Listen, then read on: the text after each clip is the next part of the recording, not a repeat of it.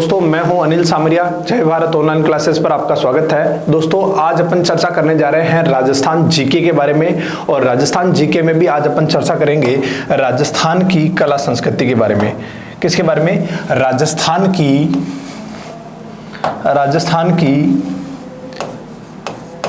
कला संस्कृति, राजस्थान की कला संस्कृति के बारे में।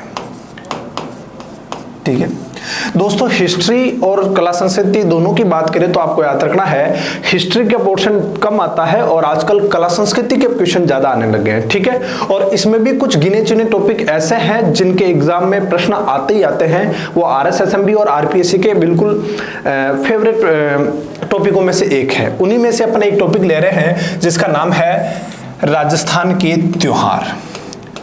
आज अपन जो टॉपिक लेंगे उसका नाम क्या है? राजस्थान के त्योहार। आज अपन राजस्थान के त्योहारों की चर्चा करेंगे।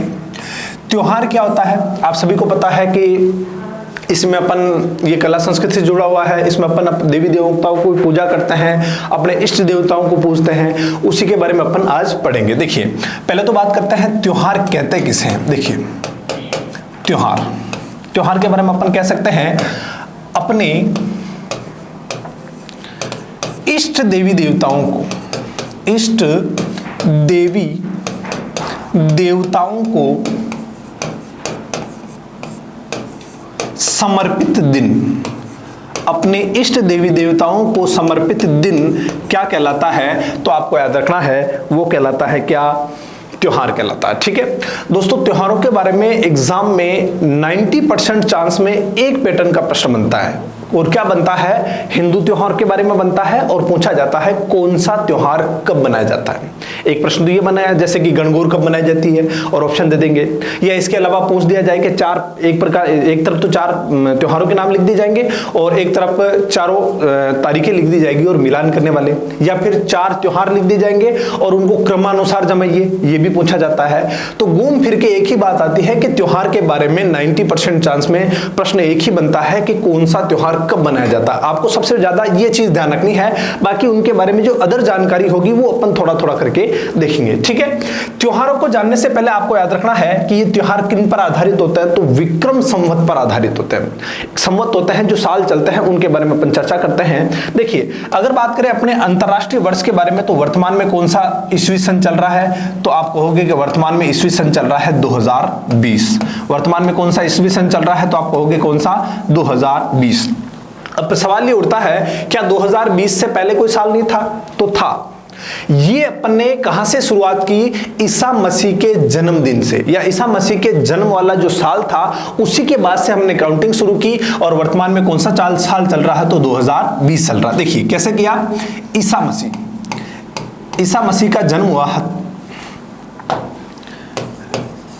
ईसा मसीह का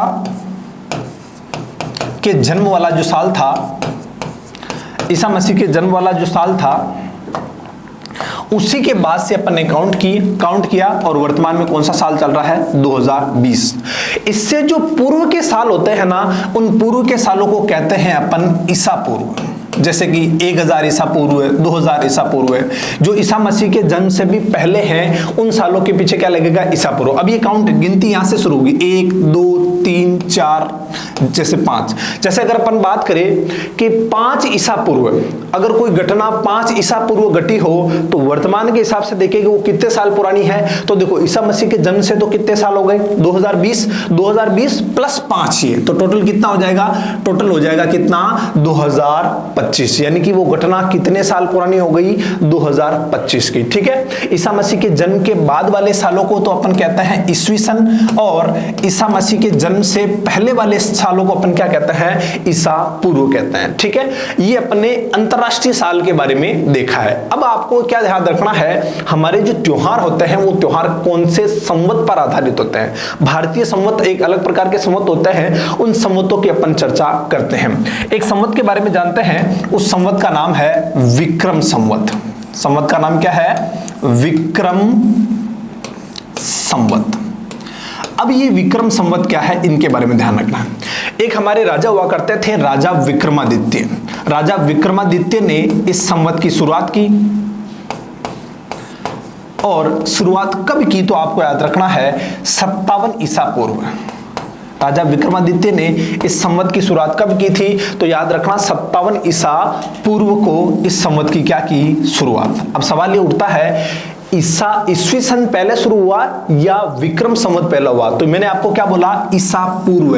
इसका मतलब ईसा मसीह के जन्म से भी 57 साल पहले हमारा कौन सा संवत चालू हो गया था, विक्रम संवत। और विक्रम संवत की शुरुआत की किसने, विक्रमादित्य ने। और कितने साल पूर्व की, तो आपको याद रखना 57 ईसा पूर्व, यानी कि 2020 प्लस अपन 57 करेंगे और अपन कह सकते हैं कि वर्तमान में कौन सा साल चल रहा है विक्रम संवत का, तो अपन कह सकते हैं वर्तमान में 2077 चल रहा है। कौन सा चल रहा है, 2077। अपन ने क्या देखा, ईस्वी सन कहां से शुरुआत होता है, ईसा मसीह के जन्म के बाद। ईसा मसीह के जन्म से पहले वाले सालों को क्या कहते हैं, ईसा पूर्व कहते हैं। 1 ईसा पूर्व, 2 ईसा पूर्व, 3 ईसा पूर्व, ये से चलेंगे। अपन ने देखा कि विक्रम संवत की शुरुआत ईस्वी सन से भी पहले हुई है, और कितने साल पहले, 57 साल पहले। तो यानी कि 57 साल बाद ईस्वी सन चालू हुआ, तो वर्तमान में 2020 ईस्वी सन है, और विक्रम संवत इसमें, विक्रम संवत के 57 साल इसमें ऐड होंगे, और वर्तमान में अपन कह सकते हैं कि वर्तमान में जो विक्रम संवत का कौन सा साल चल रहा है, तो विक्रम संवत का साल कौन सा चल रहा है, 2077। ठीक है। इसके अलावा एक और संवत है जिसके बारे में अपन देखते हैं, दूसरा संवत है शक संवत। कौन सा संवत, शक संवत। अब शक संवत के बारे में देखते हैं। शक संवत की शुरुआत किसने की, तो एक और राजा हुआ करता था जिसका नाम था कनिष्क, और कनिष्क द्वारा कौन से संवत की शुरुआत की गई थी, शक संवत की शुरुआत की गई थी। और इसने शुरुआत की कब, तो याद रखना 78 ईस्वी को, 78 ईस्वी सन को की। कब की, 78 ईस्वी सन को शक संवत की क्या की इन्होंने शुरुआत। इसका मतलब ईस्वी सन का मतलब ईसा मसीह के जन्म के बाद की बात हो रही है, यानी कि अपन कह सकते हैं हमारा केवल विक्रम संवत ही ऐसा साल वाला संवत है जो ईसा मसीह के जन्म से पहले शुरू हुआ था। बाकी शक संवत ईसा मसीह के जन्म के बाद साल चालू हो रहा है, और कितने साल बाद, 78 साल बाद। और अगर अभी अपने को पूछ ले कि शक संवत के आधार पर वर्तमान में कौन सा साल चल रहा है, तो हम क्या करेंगे, 2020 में से कितने माइनस करेंगे, तो 78 माइनस करेंगे। कितने माइनस करेंगे, 78। और इस आधार पर अपन कह सकते हैं कितने आ जाएंगे, 1942। यानी कि शक संवत के आधार पर कौन सा साल चल रहा है अपना, 1942। ठीक है। अब अपन बात करते हैं एक और संवत की, और एक और संवत कौन सा लेते हैं अपन, एक संवत और लेते हैं जिसका नाम है गुप्त संवत। तीसरा संवत लेते हैं अपन जिसका नाम क्या है, गुप्त संवत। और गुप्त संवत में आपको क्या याद रखना है कि गुप्त संवत की शुरुआत किसने की, तो एक राजा और थे जिनका नाम था चंद्रगुप्त। राजा का नाम क्या था, चंद्रगुप्त प्रथम। और चंद्रगुप्त प्रथम ने गुप्त संवत की शुरुआत की, और शुरुआत कब की, तो 319 ईस्वी सन को। कब की, 319 ईस्वी सन को गुप्त संवत की शुरुआत की। इसका अर्थ यह है कि गुप्त संवत की शुरुआत भी ईसा मसीह के जन्म के बाद हुई है। ठीक है। और कितने साल बाद हुई है, 319। अगर आपसे यह पूछे कि गुप्त संवत का वर्तमान में कौन सा साल चल रहा है, तो हम क्या करेंगे, 319 में 2020 में से क्या माइनस करेंगे, 319, और अपन कह सकते हैं कौन सा साल आ जाएगा, लगभग 1701। कौन सा, 1701। यानी कि अपन कह सकते हैं कि विक्रम संवत वाला कौन सा साल चल रहा है, 2077। शक संवत वाला कौन सा साल चल रहा है, 1942। गुप्त संवत वाला कौन सा साल चल रहा है, 1701। और अंतरराष्ट्रीय साल कौन सा है, तो 2020। और अब अपन बात करते हैं किसकी, अब अपन बात करते हैं किसकी, एक और संवत की जिसे अपन नाम देते हैं हिजरी संवत। कौन सा नाम देते हैं, हिजरी संवत। चौथा संवत ले लेते हैं अपन, उसका नाम है हिजरी संवत। हिजरी संवत। अब सवाल उठता है कि हिजरी संवत की शुरुआत कब हुई, तो याद रखना 16 जुलाई सन 622 ईस्वी को। 16 जुलाई 622 ईस्वी को किसकी शुरुआत हुई, हिजरी संवत की शुरुआत हुई। इस दिन क्या हुआ, तो याद रखना पैगंबर हजरत मोहम्मद, पैगंबर हजरत मोहम्मद ने मक्का से मदीना की यात्रा की। किसकी यात्रा की? मक्का से कहां तक? मदीना से। मक्का से मदीना की क्या की? यात्रा की। पैगंबर हजरत मोहम्मद ने इस दिन मक्का से मदीना की यात्रा की और इसी दिन से उन्होंने एक संवत चलाया जो क्या कहलाया? हिजरी संवत कहलाया। ठीक है, अगर हिजरी संवत की बात करें तो ये कौन सा साल आएगा? अगर देखियो ईस्वी सन की बात करें तो कौन सा? 2020। और ये कब चला? तो 622 ईस्वी को। ठीक है, तो ऐसी स्थिति में अपन क्या करेंगे? हिजरी संवत वाला साल याद करने के लिए अपन क्या करेंगे? 2020 में क्या माइनस करेंगे? 622 माइनस करेंगे और इस हिसाब से अपन कह सकते हैं कितना आ जाएगा? 1398। कौन सा साल चल रहा है? 1398। देखिए, आपको याद रखना है कि जब भी अपन विक्रम संवत की बात करेंगे कि विक्रम संवत में कौन सा साल चल रहा है, तो हम ईस्वी सन में विक्रम संवत के 57 साल ऐड करेंगे। ठीक है, और बाकी तीनों संवतों में जब भी इनके साल निकाले जाएंगे तो 2020 में से ये साल कब एक बार 78 माइनस होगा, एक बार 319 माइनस होगा और एक बार 622 माइनस होगा। यानी कि ईस्वी सन से ये 3 संवत तो बाद में शुरू हुए और ईस्वी सन से ये विक्रम संवत पहले चालू हुआ। ठीक है, अपने को महत्व किसको देना है? अपने को महत्व देना है किसको? विक्रम संवत को, क्योंकि जो हमारे भारतीय त्योहार है वो कौन से संवत पर आधारित है? तो वो विक्रम संवत पर आधारित है। ठीक है, देखिए अब इसके अलावा अपन आगे की चर्चा करते हैं। चलिए, अब सवाल उठता है कि अभी मैंने बताया है कि हमारे जो भारतीय त्योहार है वो त्योहार किस संवत पर आधारित है? तो आपको याद रखना है त्योहार विक्रम संवत पर आधारित है। कौन से संवत पर आधारित? विक्रम संवत पर आधारित है। एक प्रश्न ये बन गया कि भारतीय त्योहार किस संवत पर आधारित है? तो ये कौन से त्योहार पर आधारित है? कौन से संवत पर आधारित है? तो विक्रम संवत। लेकिन आपको याद रखना है भारतीय पंचांग किस संवत पर आधारित है? प्रश्न क्या आता है? भारतीय पंचांग। भारतीय पंचांग किस संवत पर आधारित है? किस संवत पर आधारित है? तो याद रखना वो विक्रम संवत पर आधारित ना होकर ये किस पर आधारित है? शक संवत पर। ठीक है, शक संवत पर आधारित है। भारतीय पंचांग कौन से संवत पर आधारित है? शक संवत पर। जबकि अपन कह सकते हैं भारतीय त्योहार कौन से संवत पर आधारित है? विक्रम संवत पर। अगर प्रश्न आ जाए कि भारतीय पंचांग को शक संवत के रूप में कब स्वीकार किया गया, तो आपको याद रखना है 22 मार्च सन 1957 को, 22 मार्च सन 1957 को शक संवत को भारतीय पंचांग के रूप में क्या किया गया? स्वीकार किया गया था। ठीक है, तो अभी अपन ने केवल क्या देखा? अभी अपन ने केवल ईस्वी सन की चर्चा की है। ईस्वी सन के अलावा हमने बहुत सारे विक्रम संवतों की, विक्रम संवत, शक संवत, गुप्त संवत और हिजरी संवत की चर्चा की है। और मैंने आपको यह भी बताया है कि त्योहार विक्रम संवत पर आधारित है। और मैंने आपको यह भी बताया है कि भारतीय जो पंचांग है वो किस पर आधारित है? शक संवत पर आधारित है। ठीक है, अब अपन चर्चा करते हैं केवल और केवल किसकी? विक्रम संवत की। देखिए, चलिए अब किसकी चर्चा करनी है अपने को? केवल और केवल किसकी? विक्रम संवत की। विक्रम संवत की, क्योंकि हमारे त्योहार किस पर आधारित है? हिंदू त्योहार विक्रम संवत पर आधारित है। किस पर आधारित है? विक्रम संवत पर। देखिए, विक्रम संवत में सबसे पहले तो आपको यह ध्यान रखना है कि ये ईस्वी सन से कितने साल आगे रहते हैं? तो मैंने अभी हाल ही में बताया है कि 57 साल आगे रहते हैं। ठीक है, जब भी विक्रम संवत का साल निकालना हो आपको 57 साल ऐड करने पड़ेंगे। इसके अलावा आपको इसमें क्या याद रखना है कि विक्रम संवत में टोटल महीने कितने होते हैं? तो 12 महीने होते हैं। और आप सभी ने सुने भी होंगे उनके नाम, चैत्र, वैशाख, ज्येष्ठ, आषाढ़। चलो एक बार उनके नाम लिख भी लेते हैं। देखिए, चलिए, पहला इसका महीना होता है उसका नाम होता है चैत्र। ठीक है, दूसरा जो महीना होता है उस महीने का नाम होता है वैशाख। दूसरे महीने का नाम क्या होता है? वैशाख। तीसरा जो महीना होता है उसका नाम होता है ज्येष्ठ। चौथा जो महीना होता है उस महीने का नाम होता है आषाढ़। पांचवा जो महीना होता है उस पांचवें महीने का नाम होता है श्रावण। छठे महीने का नाम आपको याद रखना है भाद्रपद। सातवां नाम होता है देश है, सातवां महीना है जिसका नाम है अश्विन। आठवां महीना है जिसका नाम है कार्तिक।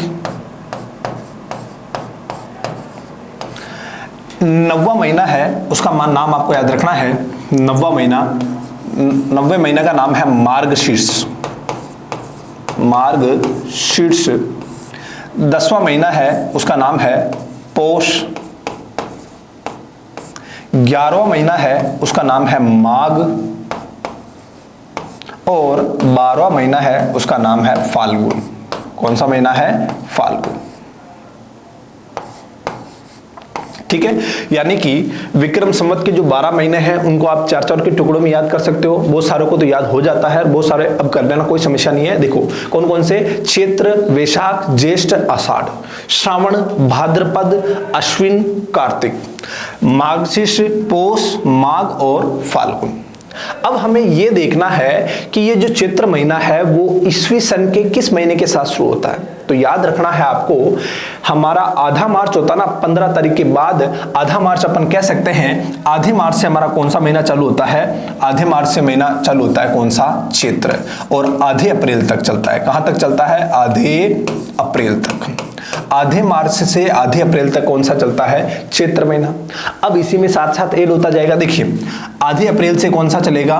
वैशाख, और आधे मई तक चलेगा। फिर आपको याद रखना है आधे मई से लेकर चलेगा कौन सा? ज्येष्ठ, और आधे जून तक चलेगा। आधे जून तक चलेगा आषाढ़, और आधे जुलाई तक चलेगा। ये आधे जून से शुरू होकर आधे जुलाई तक। फिर बात करें अपन, आधे जुलाई से कौन सा स्टार्ट होगा? श्रावण, और ये आधे अगस्त तक चलेगा। ठीक है, आधे अगस्त तक ये चलेगा। फिर अगस्त के बाद अपन बात करें, भाद्रपद महीना अगस्त में चालू होगा, आधे अगस्त में, और फिर चलेगा ये कहां तक? सितंबर तक। कहां तक चलेगा? सितंबर तक। और ये आधे सितंबर से चालू होगा, और आधे सितंबर से लेकर कहां तक चलेगा? ये अक्टूबर तक चलेगा। कहां तक चलेगा? अक्टूबर तक। ठीक है, फिर अपन बात कर सकते हैं आधे अक्टूबर से ये महीना चलेगा कार्तिक महीना, जो कहां तक चलेगा? नवंबर तक। कहां तक चलेगा? नवंबर तक। ठीक है, और फिर अपन बात कर सकते हैं नवंबर के बाद ये आधे नवंबर से चलेगा,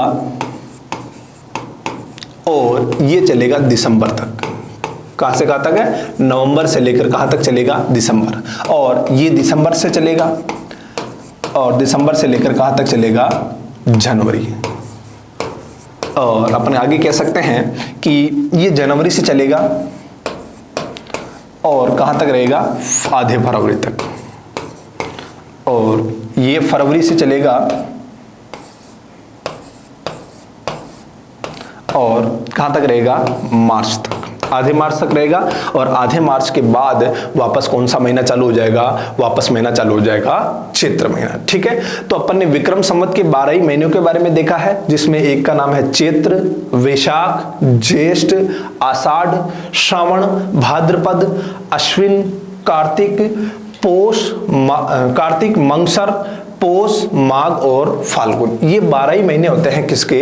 विक्रम संवत के। देखिए ईस्वी सन में तो महीना चालू होता है 1 तारीख से लेकर, और कहां तक चलता है? सामान्यतः 30 तारीख तक। लेकिन इसमें ऐसा नहीं है। इसमें विक्रम संवत में क्या होता है कि एक ही माह के 2 पक्ष होते हैं या 2 पखवाड़े होते हैं। इसके बारे में अपन देखते हैं। देखिए अब अपन 1 महीने की चर्चा करते हैं। देखिए जैसे कि विक्रम संवत में जो 1 महीना होता है, उस महीने के कितने पक्ष होते हैं? तो याद रखना, उस महीने के 2 पक्ष होते हैं। कितने पक्ष होते हैं? 2 पक्ष। पहला पक्ष तो कहलाएगा, जो 15 दिन का होगा, वो पहला पक्ष कहलाएगा कृष्ण पक्ष। कौन सा पक्ष कहलाएगा? कृष्ण पक्ष। और जो दूसरा पक्ष होगा वो कहलाएगा शुक्ल पक्ष। शुक्ल पक्ष। देखिए हिंदी महीने के, या अपन कह सकते हैं कि विक्रम संवत वाले साल के जो महीने होते हैं वो उसके 2 पक्ष होते हैं। एक पक्ष तो होता है 15 दिन का। कितने दिन का होता है ये? 15 दिन का होता है, कृष्ण पक्ष कहलाएगा। और दूसरा पक्ष भी 15 दिन का होता है, ये कौन सा पक्ष कहलाएगा? शुक्ल पक्ष। देखिए, कृष्ण पक्ष को अपन एक और नाम से भी जानते हैं, इस कृष्ण पक्ष को अपन बुधि पक्ष भी कहते हैं। कौन सा पक्ष कहता है? बुधि पक्ष। कृष्ण पक्ष को एक और कौन सा पक्ष के नाम से जानते हैं? इसको बुधि पक्ष भी कह सकते हैं, और शुक्ल पक्ष को अपन कौन सा पक्ष कह सकते हैं? सुधि पक्ष। बुधि पक्ष और सुधि पक्ष। कभी कभी अपन कंफ्यूज हो जाते हैं, तो आपको याद रखना है इसमें कि कृष्ण में क्या होगी? बुद्धि होगी। कृष्ण में क्या होगी? बुद्धि। तो कृष्ण पक्ष कौन सा पक्ष होगा? बुद्धि वाला पक्ष होगा। अपनी शक्ल क्या होगी? सीधी होगी ना अपनी शक्ल। शक्ल क्या होगी अपनी? सीधी। तो शुक्ल पक्ष में कौन सा पक्ष वाला होगा? सुधि पक्ष। कृष्ण में होगी बुद्धि और शक्ल होगी हमारी सीधी, तो सीधी से क्या हो जाएगा? शुद्धि। ये भी 15 दिन का, और ये भी कितने दिन का है? 15 दिन का। अब सवाल आता है कि कृष्ण पक्ष का जो पहला दिन होता है, उस पहले दिन को अपन क्या कहते हैं? उस पहले दिन को अपन कहते हैं एकम। कृष्ण पक्ष के पहले दिन को क्या कहते हैं? एकम कहते हैं। और कृष्ण पक्ष के जो 15वां दिन होता है वो क्या कहलाता है? अमावस्या। क्या कहलाता है? अमावस्या। ठीक है, इसको कैसे बोलेंगे? चैत्र कृष्ण एकम, कृष्ण द्वितीया, कृष्ण तृतीया, कृष्ण चतुर्थी, कृष्ण पंचमी, और ऐसे करके 14 तक चलेगा। और 15वां दिन यहां पर क्या कहलाएगा? अमावस्या कहलाएगा। उसी प्रकार आपको याद रखना है शुक्ल पक्ष के बारे में। शुक्ल पक्ष में भी पहला दिन कौन सा वापस कौन सा आ जाएगा? एकम। अब इस एकम में और इस एकम में अंतर क्या होगा? तो इसे तो अपन बोलेंगे कृष्ण एकम, और इसे अपन बोलेंगे कौन सी? शुक्ल एकम बोलेंगे। ठीक है, एक महीने के 2 पक्ष हो रहे हैं। ठीक है, और ये एकम से चलेगा। इसका जो 15वां दिन होगा वो आपने सुना होगा कौन सा? पूर्णिमा। ठीक है, जिसको पूनम कह सकते हैं, पूर्णिमा कह सकते हैं। ये कौन सा पक्ष हो गया? 15वां। ठीक है, ये शुक्ल पक्ष का 15वां दिन होगा पूर्णिमा। और कृष्ण पक्ष का जो 15वां दिन है वो कौन सा होगा? अमावस्या। ठीक है, ये अपन ने एक पक्ष के या एक महीने के 2 पक्षों के बारे में देखा है। पहले तो अपन ने संवतों के बारे में जाना है, दूसरा अपन ने देखा है, देखिए पहले तो अपन ने संवतों के बारे में जाना है, दूसरा अपन ने देखा कि विक्रम संवत में कितने महीने होते हैं और वो कौन कौन से हैं उनके बारे में देखा है, और तीसरा अपन ने देखा है कौन से? एक महीने के जो 2 पक्ष होते हैं, कृष्ण पक्ष और शुक्ल पक्ष, इनके बारे में देखा है। और अब अपन देखते हैं महीनों के बारे में। चैत्र महीने की बात करते हैं और फाल्गुन महीने की बात करते हैं। देखिए, मैंने आपको बताया है कि विक्रम संवत का जो पहला महीना होता है वो कौन सा होता है? चैत्र। और विक्रम संवत का जो आखिरी महीना होता है वो कौन सा होता है? फाल्गुन। तो अगर प्रश्न आ जाए कि हमारा जो साल का जो पहला दिन होता है वो साल का पहला दिन कौन सा होता है, तो साल का जो पहला दिन होता है वो साल का पहला दिन कौन सा होता है? जो चैत्र कृष्ण एकम। क्यों? क्योंकि आपको पता है कि पहला दिन साल का कृष्ण पक्ष में आएगा या शुक्ल पक्ष में, तो पहले तो अपना कृष्ण पक्ष आएगा और सेकंड में आएगा कौन सा? शुक्ल पक्ष। तो पहला महीना कौन सा है? चैत्र महीना। तो चैत्र कृष्ण एकम को हमारा साल का पहला दिन है, और आखिरी महीना कौन सा है? फाल्गुन। और फाल्गुन पूर्णिमा को अपना साल का कौन सा होगा? अंतिम दिन। फाल्गुन पूर्णिमा को साल का कौन सा होगा? अंतिम दिन। और चैत्र कृष्ण एकम को अपना साल का पहला दिन होगा। अगर प्रश्न आ जाए कि चैत्र कृष्ण एकम को कौन सा त्योहार मनाया जाता है, तो आपको याद रखना है चैत्र कृष्ण एकम को अपन त्योहार मनाते हैं जिसे अपन कहते हैं धुलंडी। क्या कहते हैं अपन? धुलंडी कहते हैं। चैत्र कृष्ण एकम को जो त्योहार मनाया जाता है उसे क्या कहते हैं? धुलंडी। और फाल्गुन पूर्णिमा को जो त्योहार मनाया जाता है उसे क्या कहते हैं? होलिका दहन, या होली कह सकते हो या होलिका दहन। ठीक है, फाल्गुन पूर्णिमा को होलिका दहन होता है, और उसका दूसरा ही दिन वापस अपन कह सकते हैं चैत्र कृष्ण एकम आएगा, और इस दिन अपन क्या मनाते हैं? धुलंडी मनाते हैं। ठीक है, लेकिन आपको याद रखना है, देखिए साल का पहला दिन कौन सा होगा? चैत्र कृष्ण एकम। लेकिन आपको याद रखना है कि नववर्ष जो शुरू होता है ना, हिंदी नववर्ष, वो चैत्र कृष्ण एकम को शुरू ना होकर शुक्ल पक्ष की एकम शुरू होता है। ठीक है, अपन ने क्या बात की? हिंदी नववर्ष का जो पहला दिन होता है जो अपन मनाते हैं नववर्ष के रूप में, वो कृष्ण एकम को ना मनाकर कहां पर मनाते हैं? शुक्ल एकम को, चैत्र की शुक्ल एकम को मनाते हैं। ऐसा क्यों करते हैं? क्योंकि मान्यताओं के अनुसार जो कृष्ण पक्ष होता है वो अशुभ माना जाता है। तो ऐसी स्थिति में हमने जो साल की जो नववर्ष की जो शुरुआत की है वो कहां से की है? शुक्ल एकम से शुरुआत की है। ठीक है, तो अपन कह सकते हैं कि अपन नववर्ष कब मनाते हैं? तो नववर्ष मनाते हैं चैत्र शुक्ल एकम को, चैत्र शुक्ल एकम को अपन कौन सा मनाते हैं? नववर्ष एकम, ठीक है। नववर्ष अपन चैत्र की शुक्ल पक्ष की एकम को मनाएंगे, जबकि पहला दिन तो अपने को पता है कृष्ण पक्ष की एकम है, जिस दिन कौन सा त्योहार मनाते हैं अपन? दुल्हनडी, ठीक है। ये तो अपन ने 2-3 त्योहारों के बारे में ऐसे ही चर्चा की। इसके अलावा अगर आपसे पूछ लिया जाए कि साल का, या फिर यूं कह ले कि त्योहारों का आगमन कौन से त्योहार से माना जाता है, ठीक है, या त्योहारों का समापन कौन से त्योहार से माना जाता है, ठीक है, तो इसके बारे में अपन एक कहावत के बारे में चर्चा करेंगे। राजस्थान में एक कहावत चलती है, और वो कहावत कौन सी है? कहावत, राजस्थान में एक कहावत चलती है, उस कहावत के बारे में देखते हैं। देखिए, कहावत है, तीज त्योहारा बावड़ी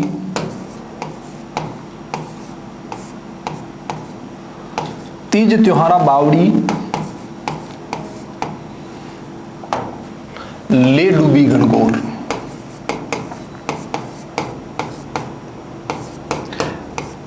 तीज त्योहारा बावड़ी ले डूबी गणगौर। इस कहावत को अपन कहते हैं कि तीज का जो दिन होता है, ये जो त्योहार होता है, ये त्योहार लेकर आता है, यानी कि त्योहारों को आरंभ माना जाता है, और गणगौर जो त्योहार होता है, ये त्योहारों का क्या माना जाता है? समापन। ये तीज कौन सी तीज की बात हो रही है? तो याद रखना, छोटी तीज की बात हो रही है। किसकी बात हो रही है? छोटी तीज की। तो आपको याद रखना है कि त्योहारों का जो आगमन होता है वो कौन सी तीज से होता है? छोटी तीज को। त्योहारों का आगमन, त्योहारों का आगमन अपन कौन से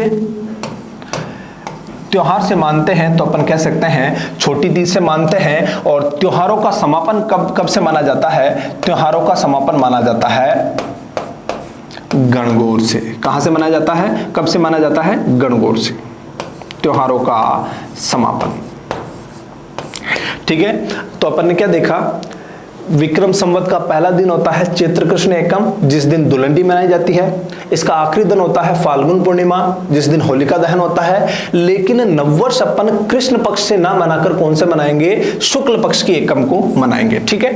त्योहारों का आगमन कब से माना जाता है? तो याद रखना, त्योहारों का आगमन कब से माना जाता है? छोटी तीज से माना जाता है। और त्योहारों का समापन कब से माना जाता है? त्योहारों का समापन माना जाता है गणगौर से, ठीक है। और एक प्रश्न और भी पूछा जाता है कि भारत के या राजस्थान के किन त्योहारों की तुलना मिस्र के त्योहार से की जाती है, ठीक है। एक प्रश्न अपन चाहे तो और लिख सकते हैं। देखिए, और क्या लिख सकते हैं? देखिए, इसको अपन नोट में लिख देते हैं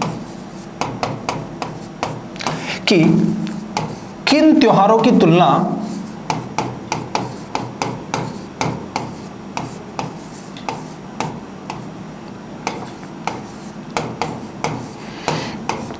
मिस्र के त्योहारों से की जाती है। मिस्र के त्योहारों से की जाती है,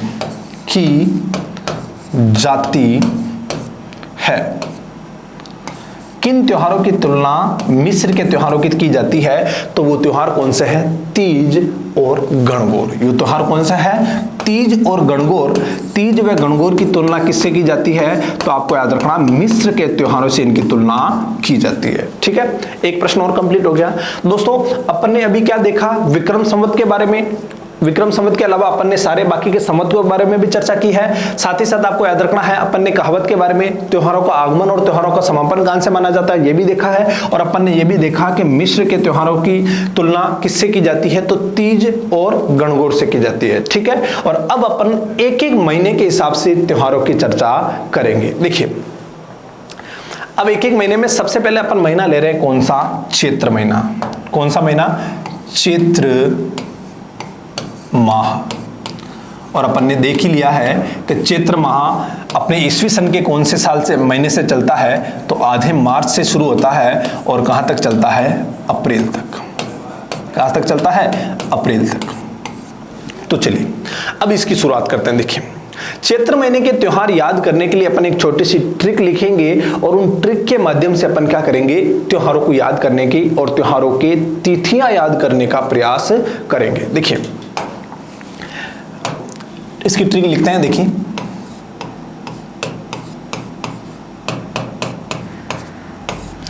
ट्रिक क्या है, एक मिनट, हाँ, शीतल घोड़े की दशा रंग से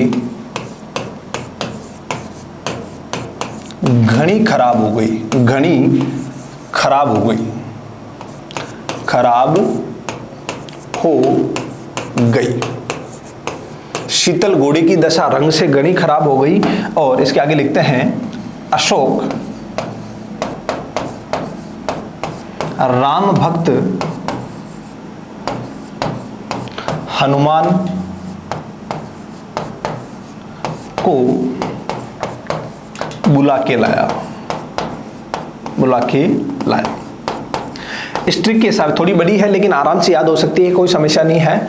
इस ट्रिक के माध्यम से अपन चैत्र महीने के सारे त्योहारों की चर्चा करेंगे। देखिए त्योहारों में मैंने एक त्योहार की तो चर्चा कर ही ली है, दुलंडी, जो कब मनाई जाती है, चैत्र कृष्ण एकम को मनाई जाती है, ठीक है। इसके अलावा जो बाकी के जो त्योहार है उनकी अपन चर्चा इसके माध्यम से करते हैं। और देखिए कैसे करेंगे, देखिए शीतल से क्या होगा, देखिए शीतल से होगा, अपन चैत्र महीने में एक त्योहार मनाते हैं जिसे कहते हैं शीतला सप्तमी।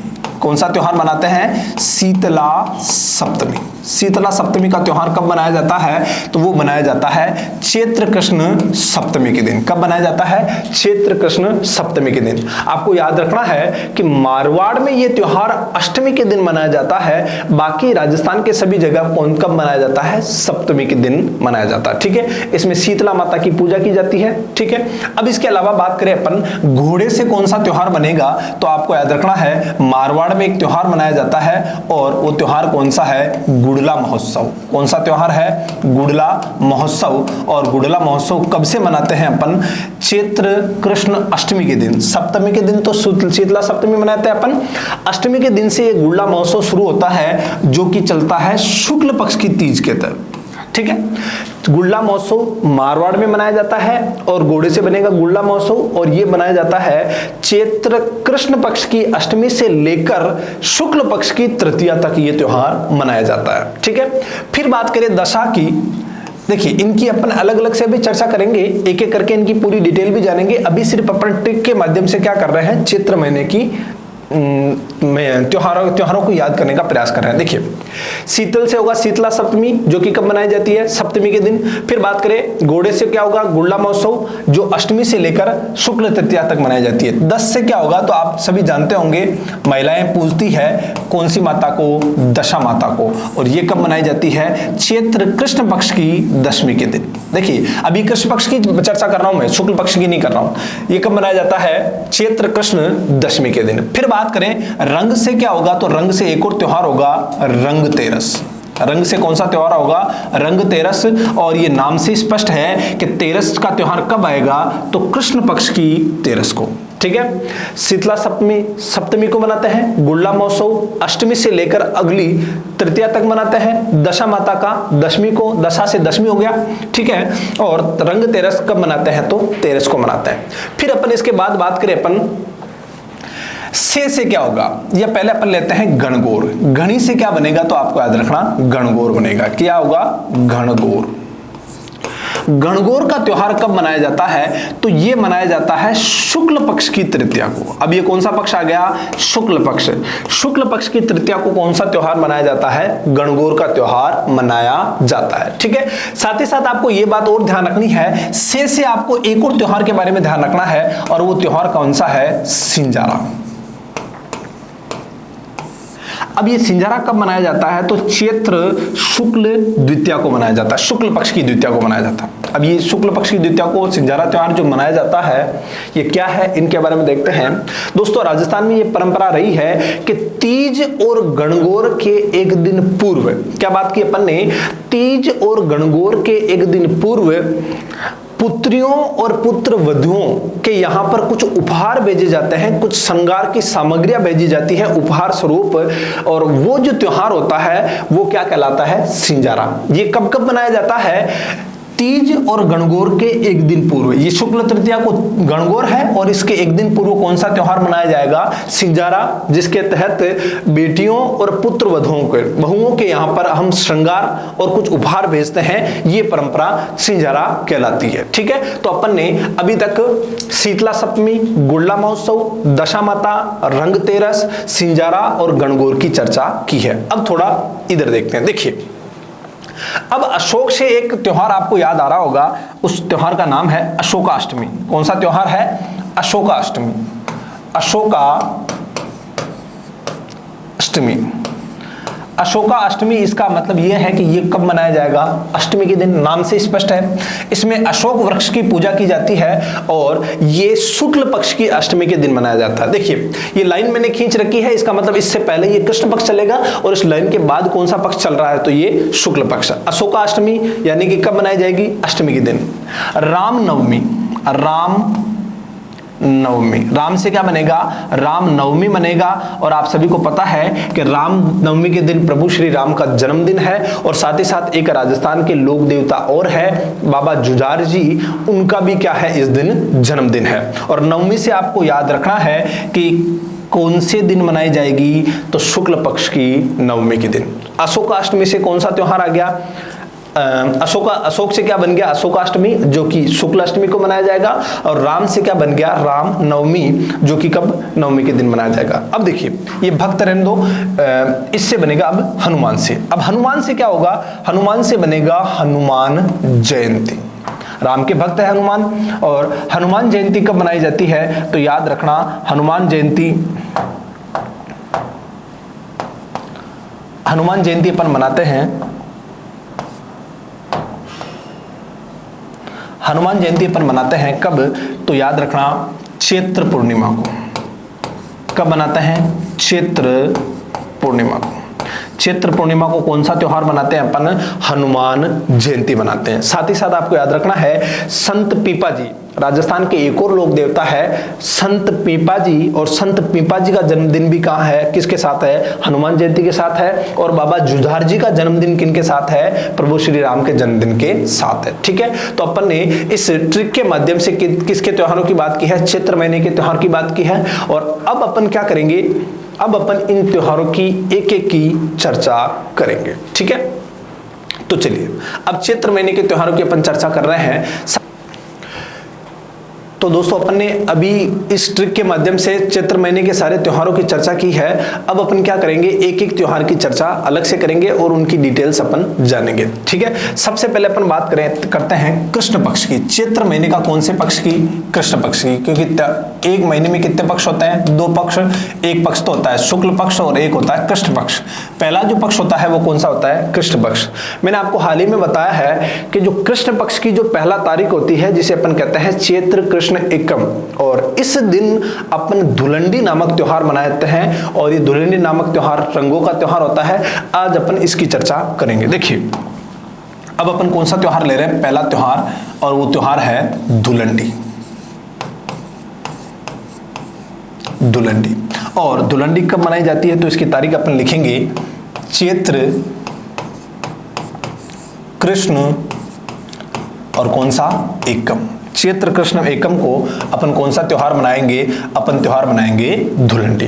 देखिए दोस्तों, वैसे तो राजस्थान में सभी जगह रंगों से होली खेली जाती है या धुलंडी खेली जाती है, लेकिन राजस्थान के कुछ ऐसे क्षेत्र भी है जहां पर विभिन्न प्रकार से होली खेली जाती है। वहां की होलियां प्रसिद्ध है।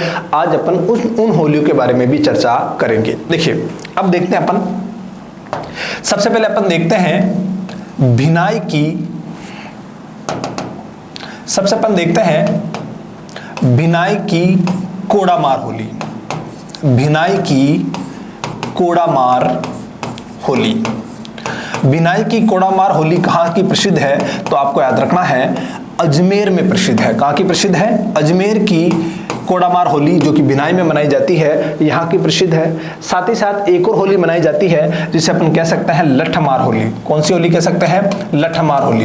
राजस्थान में एक और स्थान है जहां पर लठमार होली खेली जाती है। और लठमार होली कहां कहां खेली जाती है उनके बारे में देखते हैं अपन। लठमार होली, देखिए लठमार होली एक तो खेली जाती है भरतपुर में। कहां खेली जाती है? भरतपुर। एक और खेली जाती है अपने श्री महावीर जी, और ये श्री महावीर जी कहां पर है? तो करौली में। लठमार होली एक तो भरतपुर में खेली जाएगी और एक खेली जाएगी श्री महावीर जी जो कि कहां पर है? करौली में। और एक और खेली जाएगी, आपको याद रखना है ये और कहां खेली जाती है? तो मथुरा में भी ये होली क्या है? प्रसिद्ध है। कहां प्रसिद्ध है? मथुरा में। भिनाई की कोडामार होली कहां की प्रसिद्ध है? अजमेर की। लठमार होली कहां की प्रसिद्ध है? भरतपुर, श्री महावीर जी करौली, और मथुरा की जो होली है वो लठमार होली प्रसिद्ध है। इसके अलावा अपन बात करते हैं कि एक और होली जिसे अपन कहते हैं पत्थरमार होली।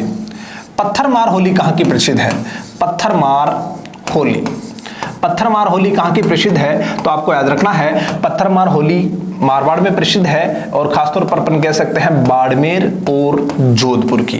बाड़मेर और जोधपुर की कौन सी होली प्रसिद्ध है? तो बाड़मेर और जोधपुर की पत्थरमार होली क्या है? प्रसिद्ध है। बाड़मेर और जोधपुर की कौन सी होली प्रसिद्ध है? पत्थरमार होली। साथ ही साथ एक और होली की चर्चा करते हैं अपन जिसे अपन कह सकते हैं डोलची होली। डोलची, डोलची होली कहां की प्रसिद्ध है? तो आपको याद रखना है डोलची होली प्रसिद्ध है करौली और बूंदी में। डोलची होली कहां की प्रसिद्ध है? करौली व बूंदी की कौन सी होली प्रसिद्ध है? डोलची होली प्रसिद्ध है। इसके अलावा एक और होली है जिसकी अपन चर्चा करते हैं, देवर भाभी होली। देवर भाभी होली, देवर भाभी होली। और देवर भाभी होली कहां की प्रसिद्ध है? तो आपको याद रखना है ये प्रसिद्ध है ब्यावर। और ब्यावर कहां पर है? तो आप सभी को पता है ब्यावर कहां पर है? अजमेर में। कहां पर है ब्यावर? अजमेर में। ठीक है, ये कुछ होलियां हैं जो विभिन्न क्षेत्रों में प्रसिद्ध है। भिनाई की कोडामार होली प्रसिद्ध है अजमेर में। लठमार होली भरतपुर, श्री महावीर जी जो का कहां पर है? करौली में। और मथुरा में ये लठमार होली प्रसिद्ध है। पत्थरमार होली कहां की प्रसिद्ध है? तो पत्थरमार होली बाड़मेर और जोधपुर की प्रसिद्ध है। डोलची होली कहां की प्रसिद्ध है? तो करौली और बूंदी की प्रसिद्ध है। देवर भाभी होली कहां की प्रसिद्ध है? तो याद रखना ब्यावर की प्रसिद्ध है जो कि कहां पर है? अजमेर में है। इसके अलावा एक और होली जो मेवाड़ में प्रसिद्ध है वो है भगोरिया होली। कौन सी होली? भगोरिया। मेवाड़ की भगोरिया होली भी प्रसिद्ध है जो कि घेर नृत्य के साथ ये होली खेली जाती है। कौन से नृत्य के साथ खेली जाती है? घेर नृत्य के साथ। और ये कहां की कौन से क्षेत्र में प्रसिद्ध है? तो याद रखना ये मेवाड़ में प्रसिद्ध है। ठीक है, तो अभी अपन ने केवल एक त्योहार की चर्चा की है, दुलंडी त्योहार, जो कि कहां से कहां तक चला? चैत्र कृष्ण एकम को अपन मनाया। इसने अपन ने दुलंडी त्योहार मनाया जिसमें विभिन्न होलियों की अपन ने क्या कर ली? चर्चा। एक बार फिर से देख लेते हैं। भिनाई की कोडामार होली अजमेर की प्रसिद्ध है। लठमार होली भरतपुर, करौली और मथुरा की प्रसिद्ध है। पत्थरमार होली बाड़मेर और जोधपुर की प्रसिद्ध है। डोलची होली करौली और बूंदी की प्रसिद्ध है। देवर भाभी होली ब्यावर की प्रसिद्ध है। और भगोरिया होली कहां की प्रसिद्ध है? मेवाड़ की प्रसिद्ध है। ठीक है, तो अभी अपन ने किसके बारे में देखा? केवल और केवल दुलंडी के बारे में। अब इसके अलावा अपन दूसरा त्योहार लेते हैं जो कहलाता है शीतला सप्तमी। ठीक है, तो अपना अगला त्योहार कौन सा होगा? तो अपना अगला त्योहार होगा शीतला सप्तमी। देखिए अगला त्योहार है, दूसरा अपन त्योहार ले रहे हैं, कौन सा? शीतला सप्तमी। शीतला सप्तमी। और शीतला सप्तमी कब मनाई जाती है? तो आप सभी को पता है कि वैसे अन्य राजस्थान में तो अन्य जगह तो अपन कह सकते हैं कि मनाई जाती है सप्तमी के दिन, और अन्य जगह तो मनाई जाती है चैत्र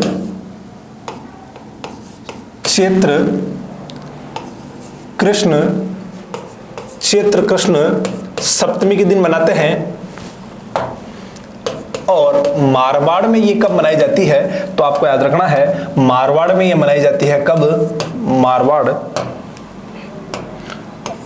मारवाड़ में ये मनाई जाती है अष्टमी के दिन। कब मनाई जाती है? चैत्र कृष्ण अष्टमी के दिन, ठीक है।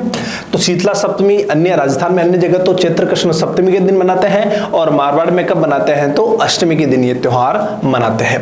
शीतला सप्तमी के दिन क्या होता है, शीतला माता की पूजा की जाती है। किसकी पूजा की जाती है, शीतला माता की पूजा। देखिए अब इस दिन क्या क्या किया जाता है उसके बारे में देखते हैं। इस दिन शीतला माता की पूजा की जाती है, शीतला माता की पूजा की जाती है, शीतला माता की पूजा की जाती है।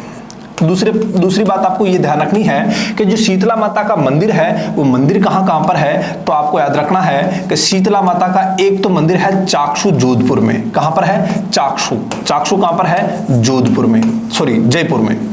एक तो मंदिर है चाक्षु जयपुर में और दूसरा मंदिर है शीतला माता का, वह कहां पर है, कागा जोधपुर में, ठीक है। शीतला माता के दो मंदिर है, एक तो चाक्षु जयपुर में और दूसरा मंदिर है कागा जोधपुर में, ठीक है। इसके अलावा अगर आपसे प्रश्न पूछे कि शीतला माता का जो वाहन है वो वाहन कौन सा होता है, तो याद रखना शीतला माता का वाहन होता है गधा। शीतला माता का वाहन कौन सा होता है, गधा, ठीक है। इसके अलावा आपसे पूछे कि शीतला माता की पूजा क्यों की जाती है, तो बच्चों को चेचक रोग से बचाने के लिए किसकी पूजा की जाती है, शीतला माता की पूजा की जाती है। और इसी कारण शीतला माता को क्या कहते हैं, चेचक की देवी कहते हैं। चेचक की देवी किसे कहते हैं, तो याद रखना चेचक की देवी कहते हैं किसे, शीतला माता को। और एक बात शीतला माता के बारे में और ध्यान रखनी है, शीतला माता का प्रतीक चिन्ह क्या होता है, प्रतीक चिन्ह, शीतला माता का प्रतीक चिन्ह कौन सा होता है, तो याद रखना शीतला माता का प्रतीक चिन्ह होता है खेजड़ी की टहनी। खेजड़ी की टहनी, खेजड़ी की टहनी जो होती है वो शीतला माता का क्या होती है, प्रतीक चिन्ह। हमने क्या देखा, शीतला सप्तमी कब मनाई जाती है, चैत्र कृष्ण सप्तमी को मनाई जाती है, लेकिन मारवाड़ में कब मनाई जाती है, तो अष्टमी के दिन मनाई जाती है। इस दिन क्या होता है, शीतला माता की पूजा होती है और शीतला माता का मंदिर किस किस जगह है, चाक्षु जयपुर में है और साथ ही साथ कागा जोधपुर में है। शीतला माता का वाहन कौन सा होता है, तो शीतला माता का वाहन होता है गधा। शीतला माता की पूजा क्यों की जाती है, तो बच्चों को चेचक रोग से बचाने के लिए शीतला माता की पूजा की जाती है और इसी कारण शीतला माता को चेचक की देवी कहा जाता है, ठीक है। साथ ही साथ आपको याद रखना है कि शीतला माता का जो प्रतीक चिन्ह है वो प्रतीक चिन्ह कौन सा है, खेजड़ी की टहनी शीतला माता का क्या है, प्रसिद्ध प्रतीक चिन्ह है। साथ ही साथ शीतला माता या शीतला सप्तमी के दिन एक चीज और ध्यान रखनी है आपको, एक शब्द होता है जिसका नाम अपन कह सकते हैं बाशोड़ा। एक शब्द तो आपने सुना होगा बाशोड़ा।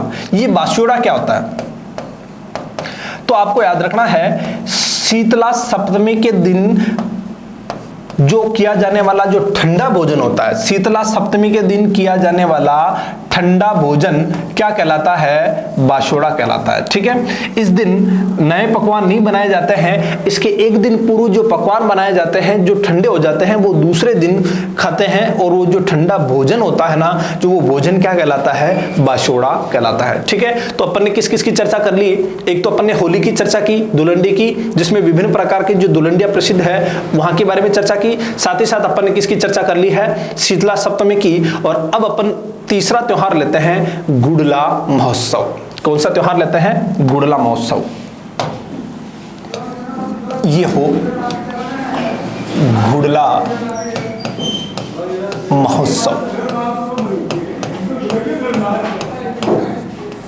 देखिए सवाल ये बनता है कि गुड़ला महोत्सव कब मनाया जाता है, तो मैंने आपको बताया था कि ये शुरू होता है चैत्र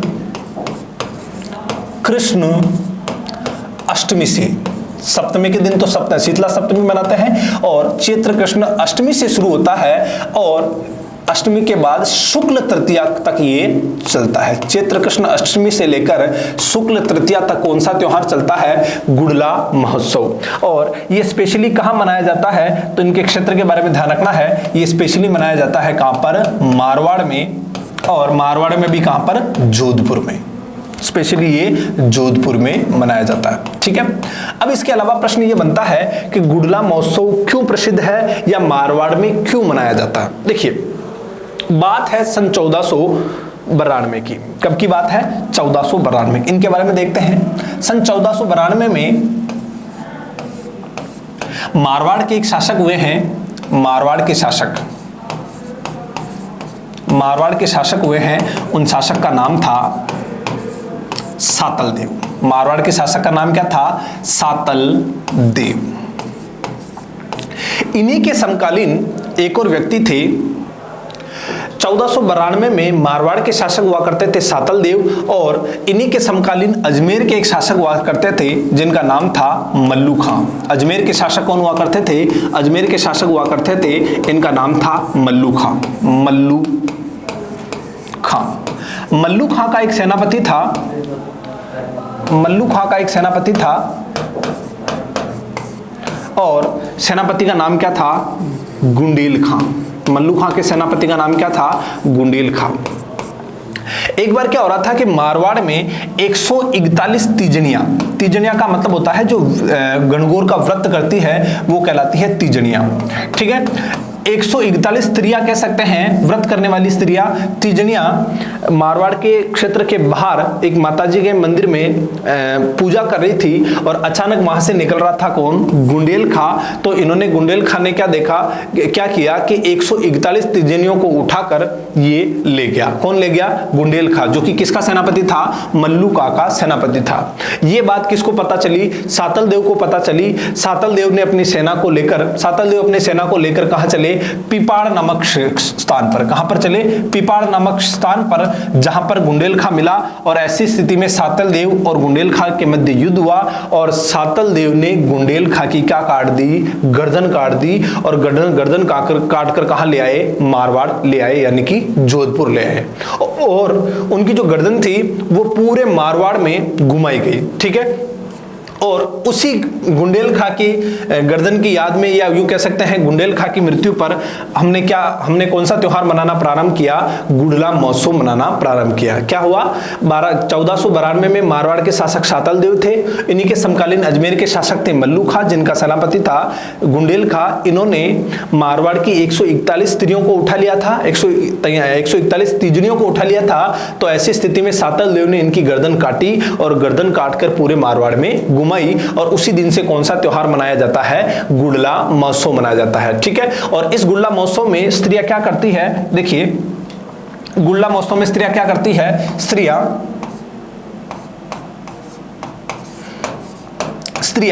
गीत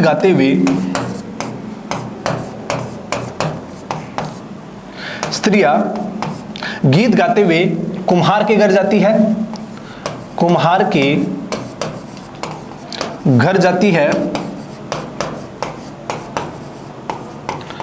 और वहां से एक छिद्रित मटका लेकर आती है। कौन सा मटका लाती है? वहां से छिद्रित, और वहां से छिद्रित मटके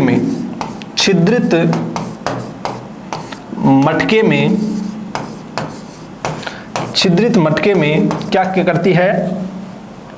दीपक जलाकर लाती है, और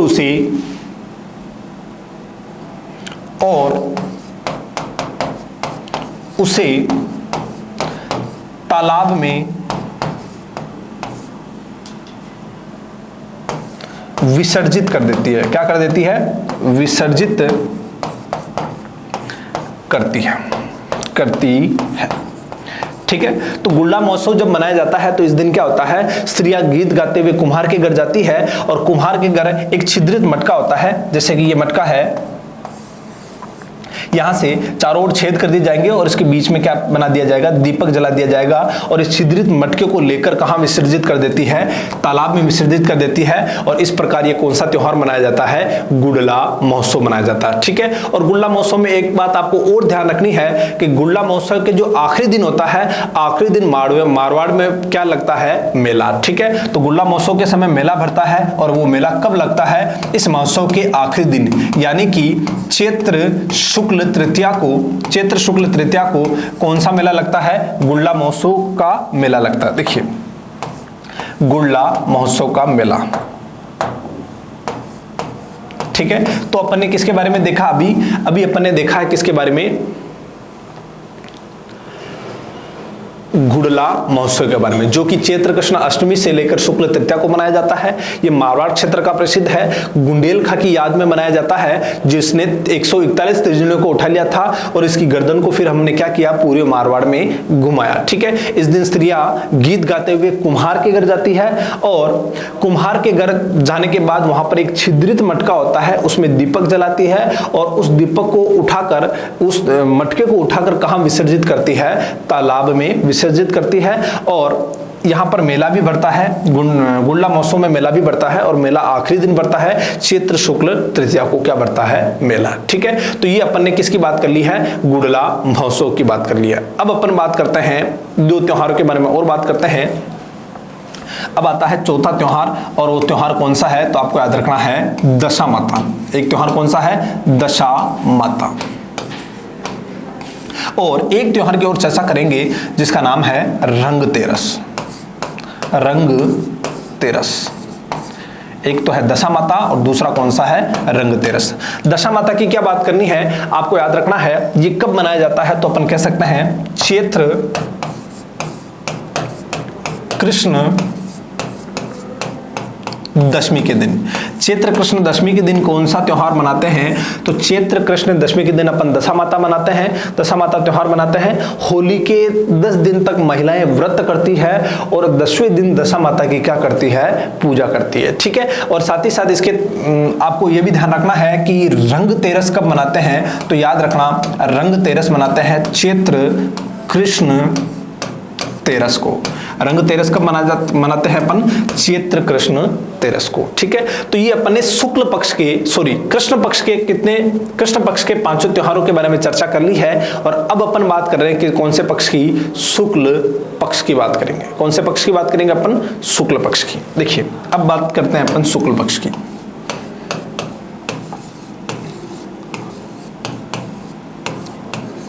दोस्तों मैंने हाल ही में बताया है कि हमारा जो हिंदू जो नववर्ष मनाया जाता है वो कृष्ण पक्ष की एकम को ना मनाकर हम शुक्ल पक्ष की एकम को मनाते हैं। तो शुक्ल पक्ष का पहला त्योहार ही कौन सा हो गया, नववर्ष। शुक्ल पक्ष का पहला त्योहार भी कौन सा हो गया, नववर्ष। और याद रखना यहां से नवरात्रा शुरू होते हैं। देखिए नवरात्रा 2 बार मनाए जाते हैं साल में, एक तो अश्विन महीने में मनाए जाते हैं और एक चैत्र महीने में मनाए जाते हैं। जो चैत्र महीने के जो नवरात्रा होते हैं उनको अपन वासंतीय नवरात्रा या बड़े नवरात्रा कहते हैं, जबकि अश्विन महीने वाले जो नवरात्रा होते हैं वो छोटे नवरात्रा कहलाते हैं। देखिए इससे पहले अपन नववर्ष की चर्चा करते हैं। नववर्ष कब मनाया जाएगा, तो अपने को पता है कि ये कब मनाया जाएगा, चैत्र शुक्ल पक्ष की कौन सी एकम, चैत्र शुक्ल एकम को मनाते हैं अपन कौन सा, नववर्ष, ठीक है। इस दिन क्या क्या हुआ, तो याद रखना इस दिन ब्रह्मा ने सृष्टि की रचना की थी। ऐसा माना जाता है कि इस दिन ब्रह्मा ने किसकी रचना की थी, इस दिन ब्रह्मा ने सृष्टि की रचना की। इस दिन ब्रह्मा ने किसकी रचना की, सृष्टि की रचना की, ठीक है। इसके अलावा आपको याद रखना है युधिष्ठिर और प्रभु श्री राम का जन्मदिन भी इसी दिन मनाते हैं। श्री राम का जन्मदिन युधिष्ठिर और श्री राम का राज्याभिषेक, श्री राम व युधिष्ठिर का राज्याभिषेक भी इसी दिन हुआ था। युधिष्ठिर का राज्याभिषेक, ठीक है। इस त्योहार की क्या खासियत है, क्या विशेषताएं हैं, ये चैत्र शुक्ल एकम को मनाया जाता है। ऐसा माना जाता है कि इसी दिन ब्रह्मा ने सृष्टि की रचना की थी और इसी दिन प्रभु श्री राम और युधिष्ठिर का क्या मनाया जाता है, युधिष्ठिर का राज्याभिषेक हुआ था इसी दिन, ठीक है। इसी दिन ये दोनों क्या बने थे, राजा बने थे। साथ ही साथ इसमें एक बात और ध्यान रखनी है कि इसी दिन क्या हुआ था, इसी दिन विक्रम संवत की शुरुआत हुई थी। विक्रम संवत की शुरुआत अपन ने कब से की है, चैत्र शुक्ल एकम से। विक्रम संवत और आपको याद रखना है शक संवत। विक्रम संवत और शक संवत दोनों की शुरुआत किस दिन हुई है, दोनों की शुरुआत हुई है चैत्र शुक्ल एकम से। चैत्र शुक्ल एकम से, ठीक है। तो अपन ने देखा इस दिन ब्रह्मा ने सृष्टि की रचना की, इस दिन श्री राम और युधिष्ठिर का राज्याभिषेक हुआ था और इसी दिन से विक्रम संवत और शक संवत की शुरुआत भी हुई थी। ठीक है, ये कौन सा है? नववर्ष अपन जो मनाते हैं हिंदी महीने के अनुसार। ठीक है, साथ ही साथ आपको याद रखना है कि एकम से लेकर फिर नवमी तक कौन सा त्योहार मनाएंगे, तो आपको याद रखना है नवरात्रा मनाएंगे। कौन सा त्योहार मनाएंगे? नवरात्रा। और नवरात्रा कब से कब तक? एकम से चैत्र शुक्ल एकम से नवमी तक। चैत्र शुक्ल एकम से कहां तक? नवमी तक कौन सा त्योहार मनाएंगे अपन? नवरात्रा त्योहार मनाएंगे। ठीक है, देखिए ये नवरात्रा कौन से नवरात्रा है? इनको अपन बड़े नवरात्रा कहते हैं। कौन सा नवरात्रा कहते हैं? बड़े नवरात्रा। जबकि अश्विन में जो नवरात्र मनाए जाते हैं वो नवरात्रा कौन से होते हैं? छोटे। आपको याद रखना है जो दशहरा मनाया जाता है ना, वो अश्विन वाले नवरात्र के साथ मनाया जाता है, इसके साथ दशहरा नहीं मनाया जाता। ठीक है, तो अपन ने एक तो नववर्ष की चर्चा कर ली और दूसरी अपन ने चर्चा कर ली नवरात्रा की। अब अपन को चर्चा करनी है गणगौर की। किसकी चर्चा करनी है? गणगौर। और गणगौर से पूर्व आपको पता है एक त्योहार मनाया जाता है, कौन सा? सिंजारा। तो सिंजारों की भी बात कर लेते हैं अपन। अब अपन तीसरा त्योहार ले लेते हैं, पहले सिंजारा। सिंजारा, और आप सभी को पता है कि सिंजारा कब मनाया जाता है? तीज और गणगौर के एक दिन पूर्व। यानी कि कब आएगा? ये आएगा चैत्र शुक्ल द्वितीया को। चैत्र शुक्ल द्वितीया को ये त्योहार मनाया जाएगा और इसमें क्या होगा? पुत्रियों व पुत्र, इसको पूरा लिखते हैं अपन, गणगौर व तीज से एक दिन पूर्व, गणगौर व तीज से एक दिन पूर्व पुत्रियों व पुत्र वधुओं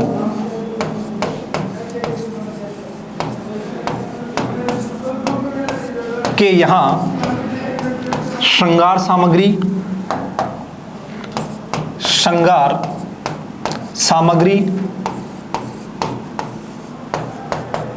व उपहार भेजे जाते हैं। क्या भेजे जाते हैं? उपहार भेजे जाते हैं। श्रृंगार सामग्री और उपहार भेजे जाते हैं और ये जो परंपरा है, ये जो त्योहार है, ये क्या कहलाता है? सिंजारा कहलाता है। और मैंने आपको अभी हाल ही में बताया था कि गणगौर और तीज त्योहारों की तुलना किस त्योहार से की जाती है या किससे की जाती है? तो मिस्र के त्योहारों से इनकी तुलना की जाती है। ठीक है, सिंजारा के बाद अपन सीधा लेते हैं कौन सा? गणगौर। ठीक है, तो चलिए अब बात आती है किसकी? गणगौर की। गणगौर, देखिए गणगौर की बात करें तो गणगौर कब मनाई जाती है? तो आपको याद रखना है गणगौर मनाते हैं अपन चैत्र शुक्ल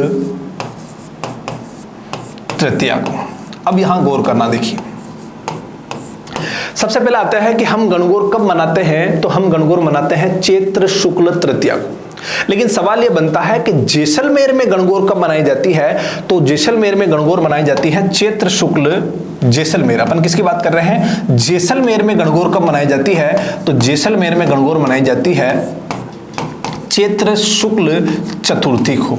जैसलमेर में कब मनाई जाती है गणगौर? चैत्र शुक्ल चतुर्थी को।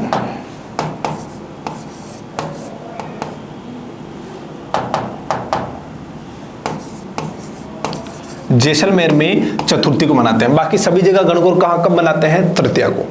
एक गणगौर और फेमस है जिसे अपन कहते हैं गुलाबी गणगौर। एक गणगौर कौन सी फेमस है? गुलाबी गणगौर। और गुलाबी गणगौर कहां की फेमस है? तो याद रखना गुलाबी गणगौर फेमस है नाथद्वारा की। गुलाबी गणगौर कहां की प्रसिद्ध है? नाथद्वारा की प्रसिद्ध है। और आपको याद रखना है कि नाथद्वारा कहां पर है? राजसमंद में। और ये गणगौर कब मनाई जाती है? तो याद रखना ये मनाई जाती है चैत्र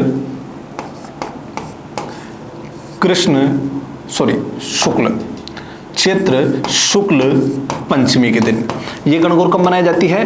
चैत्र शुक्ल पंचमी के दिन। ठीक है, अपन ने क्या देखा, गणगौर कब मनाई जाती है? चैत्र शुक्ल तृतीया के दिन। जैसलमेर में गणगौर कब मनाई जाती है? चैत्र शुक्ल चतुर्थी के दिन। लेकिन गुलाबी गणगौर जो कि कहां की प्रसिद्ध है? नाथद्वारा की प्रसिद्ध है। ये कब मनाई जाती है? तो चैत्र शुक्ल पंचमी के दिन। और एक और गणगौर प्रसिद्ध है जो कि जोधपुर की प्रसिद्ध है। उस गणगौर का नाम क्या है? देखते हैं अपन। उस गणगौर का नाम है गींगा गंवर बेतवार। गींगा गंवर बेतवार गणगौर। और गींगा गंवर बेतवार गणगौर कहां की प्रसिद्ध है?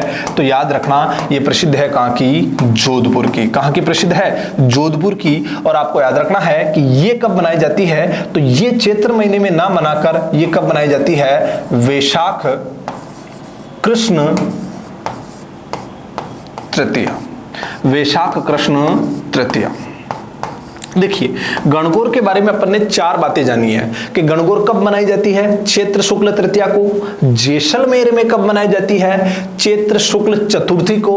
गुलाबी गणगौर कब मनाई जाती है? तो गुलाबी गणगौर मनाई जाती है चैत्र शुक्ल पंचमी को। और ये कहां की प्रसिद्ध है? नाथद्वारा की। फिर अपन बात कर रहे हैं कि गींगा गंवर बेतवार गणगौर कहां की प्रसिद्ध है? तो वो जोधपुर की प्रसिद्ध है। और ये कब मनाई जाती है? तो ये चैत्र महीने में ना मनाकर हम कब मना रहे हैं? वैशाख महीने में। और वैशाख महीने की कृष्ण पक्ष की तृतीया को हम गणगौर मना रहे हैं। तो ये तो अपने केवल तारीखें देखी कि गणगौर कब कब और कहां कहां कौन सी गणगौर मनाई जाती है। अब गणगौर का मतलब समझते हैं और गणगौर के बारे में जानते हैं। देखिए, अब देखते हैं। देखिए, एक शब्द है गणगौर। गणगौर। गणगौर 2 शब्द से मिलकर बना है। एक तो होता है गण और दूसरा होता है गौर। गण का अर्थ क्या होता है? तो आपको याद रखना ईसर। और गौर का अर्थ क्या होता है? तो आपको याद रखना है ईसरी। गण का अर्थ होता है ईसर और गौर का अर्थ होता है ईसरी। यानी कि गणगौर के दिन ईसर और ईसरी की क्या की जाती है? पूजा की जाती है। अब सवाल ये उठता है कि ईसरी और ईसर कौन है? तो याद रखना, ईसर से अभिप्राय है किससे? शिव से। किससे अभिप्राय है? शिव से। और ईसरी से अभिप्राय किससे है? पार्वती। गौरी किसे कहते हैं? गौर से गौरी होगा। और गौरी कौन कौन कहलाएगी? पार्वती। यानी कि गणगौर के दिन हम किसकी पूजा करते हैं? शिव और पार्वती की पूजा करते हैं। किसकी पूजा करते हैं? शिव और पार्वती की। ठीक है, अब इसके अलावा याद रखना है कि गणगौर कहां की प्रसिद्ध है? तो याद रखना उदयपुर और जयपुर। जयपुर और उदयपुर की गणगौर प्रसिद्ध है। जयपुर व उदयपुर की गणगौर प्रसिद्ध है। उदयपुर और जयपुर की गणगौर प्रसिद्ध है। और उदयपुर में जो गणगौर मनाई जाती है वो तालाब में मनाई जाती है। और तालाब में नावों पर बैठकर क्या मनाई जाती है? गणगौर मनाई जाती है। जो उदयपुर में जो गणगौर मनाई जाती है वो तालाबों में नावों पर सवार होकर क्या मनाई जाती है? गणगौर मनाई जाती है। और कहां पर मनाई जाती है? उदयपुर में। ठीक है, अपन ने देखा कि गणगौर के दिन किसकी पूजा होती है? शिव और पार्वती की पूजा होती है। और जयपुर और उदयपुर की गणगौरें प्रसिद्ध है। और उदयपुर में जो गणगौर मनाई जाती है वो तालाबों में मनाई जाती है। और तालाबों में नावों पर सवार होकर कौन सी गणगौर मनाई जाती है? उदयपुर वाली गणगौर मनाई जाती है। साथ ही साथ आपको यह भी ध्यान रखना है कि ये जो गणगौर का त्योहार है, या अपन जैसलमेर की बात करें, जैसलमेर में याद रखना, देखो बाकी सभी जगह तो ईसर ईसरी दोनों की पूजा होती है। लेकिन जैसलमेर में आपको याद रखना, जैसलमेर में केवल ईसरी की पूजा की जाती है। जैसलमेर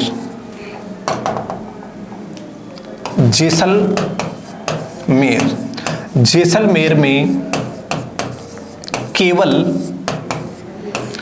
ईसरी की पूजा होती है। गणगौर के दिन केवल ईसरी की क्या होती है? पूजा होती है। अब सवाल उठता है कि केवल ईश्वरी की पूजा कहाँ होती है, तो वो होती है जैसलमेर में। क्यों? क्योंकि एक बार क्या हुआ था, पौराणिक कथाओं के अनुसार या पौराणिक मान्यताओं के अनुसार जैसलमेर में गणगौर मनाई जा रही थी और बीकानेर का राजा आया और ईश्वर की मूर्ति को उठाकर ले गया। ईश्वर का मतलब किसकी मूर्ति को उठाकर ले गया? बीकानेर का राजा शिव की मूर्ति को उठाकर ले गया। और ऐसी स्थिति में अपन कह सकते हैं कि पारंपरिक या परंपरा के अनुसार ईश्वरी का दूसरा विवाह नहीं हो सकता। तो ऐसी स्थिति में हमने क्या किया, केवल किसको पूजना शुरू कर दिया? ईश्वरी को पूजना शुरू कर दिया। और कहां पर पूजी जा रही है? ये जैसलमेर में। ठीक है, तो बाकी सभी जगह तो ईश्वर और ईश्वरी दोनों की पूजा होती है, लेकिन जैसलमेर में केवल किसकी पूजा होती है? ईश्वरी की पूजा होती है। फिर प्रश्न उठता है कि गणगौर का जो त्योहार है वो कितने दिन तक चलता है? तो याद रखना, गणगौर का त्योहार 16 दिन तक चलता है। कितने दिन तक चलता है? 16 दिन तक। यह त्योहार 16 दिन तक चलेगा।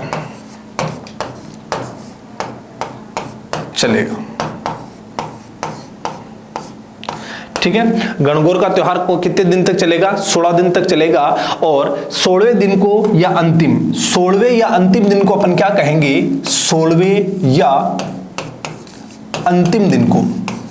गणगौर के जो 16 दिन तक जो त्योहार चलता है, 16वें या अंतिम दिन को क्या कहा जाता है? तो आपको याद रखना है, 16वें और अंतिम दिन को कहा जाता है बोड़ावली। क्या कहा जाता है? बोड़ावली कहा जाता है। 16वें व अंतिम दिन को कहा जाता है बोड़ावली। ठीक है, गणगौर का त्योहार टोटल 16 दिन तक चलता है और 16वें और अंतिम दिन को कहते हैं बोड़ावली। एक बात आपको और ध्यान रखनी है कि गणगौर के टाइम पर ज्वारे बोए जाते हैं। गणगौर के समय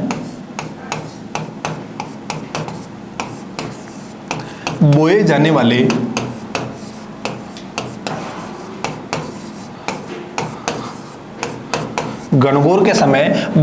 वाले ज्वारे क्या कहलाते हैं? तो गणगौर के समय बोए जाने वाले ज्वारे को हम क्या कहते हैं? तो वो कहते हैं जवार। क्या कहते हैं? जवार। गणगौर के समय बोए जाने वाले ज्वारे को हम क्या कहते हैं? जवार कहते हैं। एक चीज और ध्यान रखनी है कि गणगौर के समय सर्वाधिक गीत गाए जाते हैं। त्योहारों की बात करें तो त्योहारों में सर्वाधिक गीत कब गाए जाते हैं? गणगौर के समय। गणगौर के समय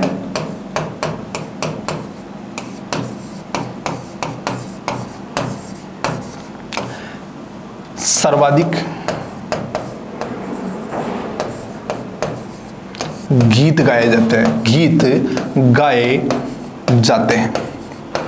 ठीक है, त्योहारों में सर्वाधिक गीत कहां गाए जाते हैं? कब गाए जाते हैं? तो गणगौर के समय। ठीक है, इसमें एक फैक्ट और भी ध्यान रखना है, गणगौर होटल कहां पर है? अगर आपसे पूछा जाए कि गणगौर होटल कहां पर है, तो याद रखना गणगौर होटल है जयपुर में। गणगौर होटल कहां पर है? जयपुर में। गणगौर होटल है जयपुर में। ठीक है, तो अपन ने किसके बारे में चर्चा की? अभी गणगौर के बारे में। एक बार पुनः चर्चा करते हैं। देखिए,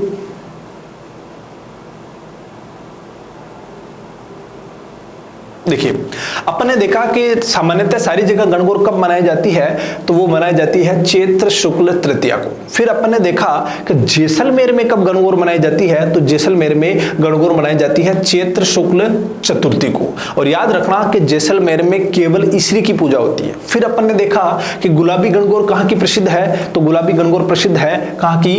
नाथद्वारा की प्रसिद्ध है। और ये कब मनाई जाती है? तो आपको याद रखना है चैत्र शुक्ल पंचमी के दिन। और गींगा गंवर बेतमार गणगौर कब मनाई जाती है? तो जोधपुर में मनाई जाती है। और ये वैशाख कृष्ण तृतीया को मनाई जाती है। गण और गौर दो शब्दों से मिलकर बना है ये गणगौर। और गण से होता है ईश्वरी और गौर से होता है ईश्वरी। ईश्वर से मतलब होता है शिव से और ईश्वरी का मतलब होता है किससे? पार्वती से। फिर बात करें अपन जयपुर और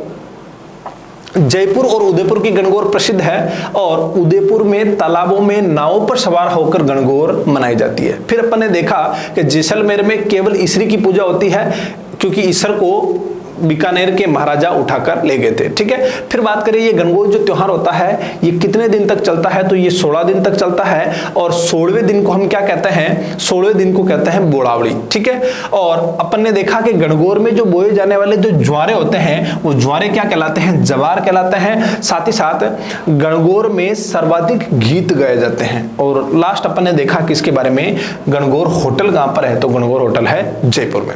ठीक है, तो दोस्तों एक दो त्योहार और बचा है जिनके बारे में अभी अपन चर्चा करते हैं। देखिए गणगौर हो गई और अब अपन बात करते हैं अशोकाष्टमी की। ठीक है, इसका अगला त्योहार कौन सा है, अगला त्योहार है अशोकाष्टमी।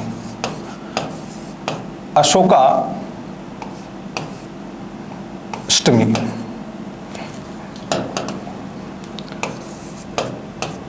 अशोकाष्टमी और अशोकाष्टमी कब मनाई जाती है, तो आप सभी को पता है ये मनाई जाती है कब, तो चैत्र शुक्ल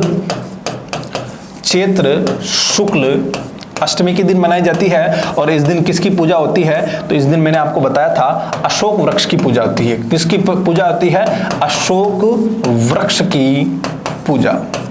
अशोक वृक्ष की क्या होती है, पूजा होती है। ठीक है, छोटा सा त्योहार है। इसके अलावा दो त्योहार अपन ने और देखे थे, एक तो अपन ने रामनवमी देखा था और एक अपन ने देखा था हनुमान जयंती। देखिए अब अपन त्योहार की बात करते हैं किसकी, रामनवमी की। रामनवमी कब मनाते हैं, तो अपन ने बात की थी कि रामनवमी अपन मनाते हैं चैत्र शुक्ल नवमी के दिन। ठीक है, चैत्र शुक्ल नवमी के दिन रामनवमी के त्योहार मनाते हैं। और मैंने आपको बताया था कि इस दिन किसका जन्मदिन है, इस दिन श्री राम का क्या है, जन्मदिन। श्री राम का जन्म, इस दिन श्री राम का जन्म हुआ।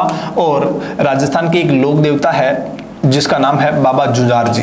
ठीक है, कौन से, बाबा जुझार जी। आपको याद रखना है जुझार जी का भी जन्मदिन कब है, वो भी कब है, रामनवमी के दिन। ठीक है, तो अपन ने देखा अशोकाष्टमी कब मनाई जाती है, चैत्र शुक्ल अष्टमी को दिन, और इस दिन अशोक वृक्ष की पूजा होती है। और रामनवमी कब मनाई जाती है, चैत्र शुक्ल नवमी के दिन, श्री राम और बाबा जुझार जी का जन्मदिन है। और आज के लिए अपन एक और लास्ट त्योहार के बारे में चर्चा करते हैं जिसका नाम है हनुमान जयंती।